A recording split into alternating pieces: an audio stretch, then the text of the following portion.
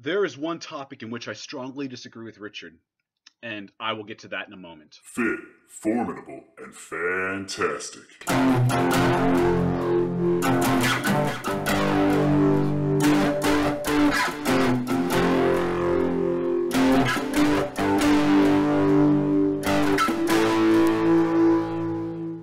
Recently, someone asked about Richard, aka Vegan Gains, in my Facebook group.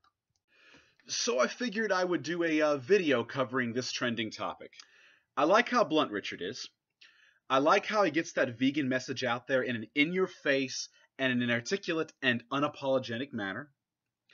His channel is both entertaining and it has great production quality.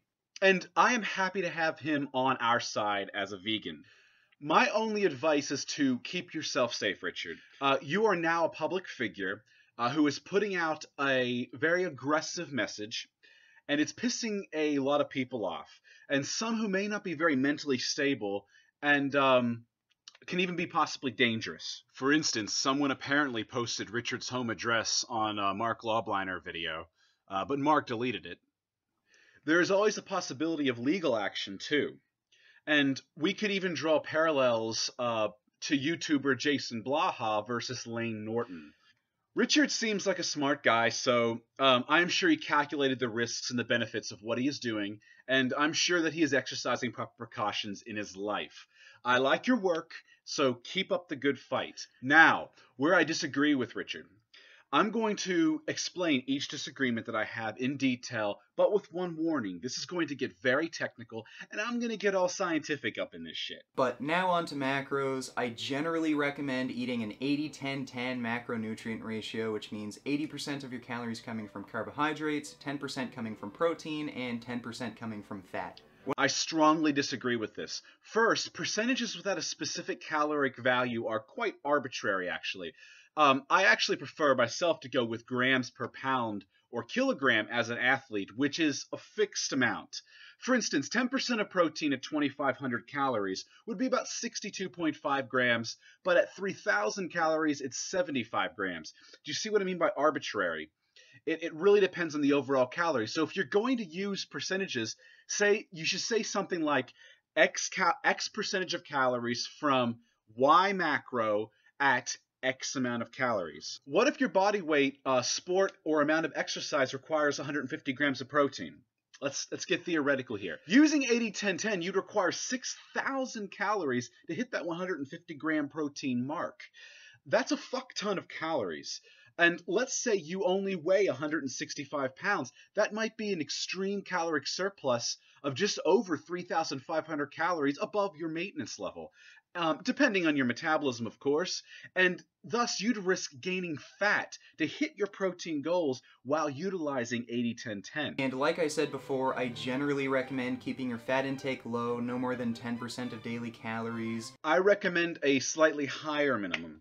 Based on research on both genders, I'd never suggest someone drop below 20% fat from their maintenance calories unless they desire a significant drop in sex hormone values like testosterone levels. And I've covered this in great detail in a previous video linked in the description. And 20% isn't all that high. For a 170-pound male who maintains at about 2,550 calories per day, that's only about 57 grams of dietary fat, which is only about 28 grams higher than Richard's 10% suggestion at the same caloric intake, and about 113 grams lower than what would be considered a high-fat or a ketogenic level diet. Just to put things into perspective there for you. As fat is almost directly stored into adipose tissue, and having too much fat can cause unwanted weight gain. Now this is an overgeneralization. Fat is calorically dense, standing at 9 calories per gram. So if you surplus on calories from fat, yeah, you're going to gain weight. But fat itself will not inherently make you fat. In a study on vegan ketogenic diets with a higher fat intake set to around 43% of total calories, not only was fat loss still experienced, yes, fat loss, despite that higher fat intake, but also reductions in LDL cholesterol and blood pressure. That study even inspired Dr. Greger to release a video that was very unlike him about the benefits of a vegan ketogenic diet. I emphasize vegan ketogenic diet versus the animal-based ketogenic diets. Now, I'm not suggesting you go ketogenic, though it can improve the quality of life, and there's a body of research to support this of people with epilepsy. I'm just pointing out some very interesting points with regards to fat intake, specifically as a vegan. I will get into protein specifics in a moment. Being asked to make a cookie cutter program for just everyone to follow, and I don't want to do that because it doesn't teach you how to eat, it only tells you what to eat, and everyone has different lifestyles and eating habits and access to certain foods. I agree with all of this. That meal plans are incredibly personal, plus your dietary intake is lifestyle and body dependent. Diets are not one size fits all. What do I mean by lifestyle and body dependent? Well, are you relatively inactive? Are you an athlete? What kind of athlete? How much do you weigh? How often and how intensely do you train? For athletes, these are factors that you need to consider when mapping out your dietary intake. In athletics, there is a body of research that to show suggested ranges for optimal performance and results. Why do you think that top athletes go through weekly meal preps and utilize diet coaches? And here is where Richard and I differ on protein. Research on endurance athletes suggests 1 to 1.6 grams of protein per kilogram of body weight per day, which is approximately 0.46 grams to 0.73 grams of protein per pound. A 2014 published peer-reviewed paper in JISSN suggested that natural bodybuilders intake a range of 2.3 to 3.1 grams of protein per kilogram of lean body mass per day, which is approximately 0.91 to 1.36 grams of protein per pound. And it appears vegan bodybuilders specifically may want to at least consider the lower end of that suggested protein intake range. So if you blindly eat, you may not meet your needs in a specific sport, or you may consume too many calories or too few, which can negatively impact your performance and your physique, especially for people who gain or lose weight very easily when they fall on one of the extremes of the spectrum. I'm the former. I gain fat and muscle both quite easily. Whereas it is much easier for the average person to get their needed protein intake. The current recommended dietary allowance for protein ranges from 13 grams to 56 grams per day, depending on your age range. Bear in mind, the RDA is for average people, not athletes. Don't confuse that. The general population should be able to easily obtain those figures, consuming Richard's suggestion of a whole plant foods-based diet with ample calories. The most calorically dense and cheapest foods you can eat are starches, which... I also do not agree with suggesting starches universally without bearing in mind specific genetic exceptions.